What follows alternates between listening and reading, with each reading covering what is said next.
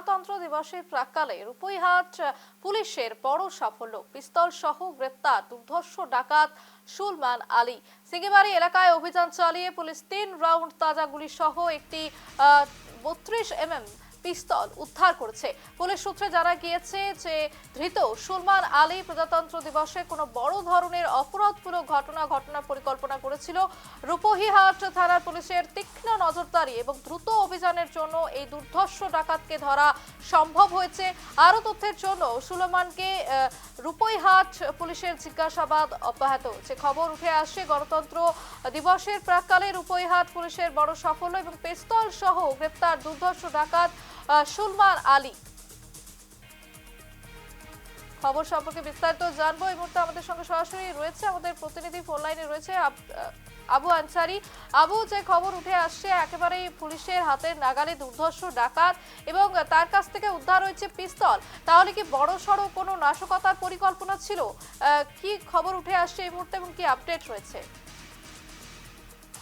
একটা কথা বলতে পারি যে নওগাঁ জেলায় যে পুলিশের যে সাফল্যটা, সেই সাফল্যটা তো বড় সাফল্য।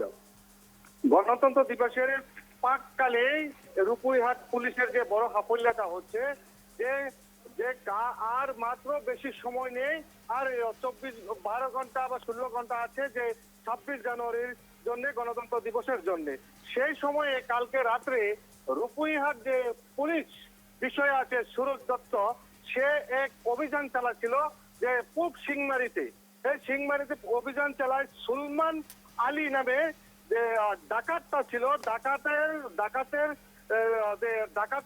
ডাকাতের যে তার সঙ্গে ছিল এক পিস্তল, লাইভ গুলি, 3 রাউন্ড লাইভ গুলি ছিল।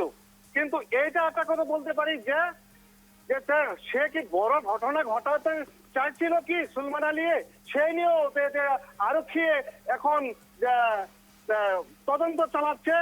আরো বিস্তারিত জানবার জন্য আরো অল্প সময় পরে আমি জানতে পারব যে আমাদের যে পুলিশ বিষয় আছে তার সঙ্গে আমি যোগাযোগ করছি যে তারে নিয়ে যে গণতন্ত্র দিবসের যে পাঁচ মুহূর্ততে যে ঘটনা ঘটেছে, যে ডাকাতকে ধরেছে, তার যে সূত্রটা জেরা চালাচ্ছে, সেই নিয়ে তদন্ত চালাচ্ছে।